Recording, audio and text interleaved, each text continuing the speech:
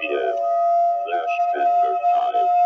There have been reports of stick figures arriving in game stores since a new game console has been out since 2020. The game console is called the PS5, and many people are rushing to get them, but it was too late. They are now released and causing massive damage in the city and other states, such as Stick City, PC Town, and the gold-laced stick figures in the city are advised to take shelter in the lowest floor of your homes and please stay inside until it is all clear by the all clear siren. Please stay tuned for updates on this dangerous event.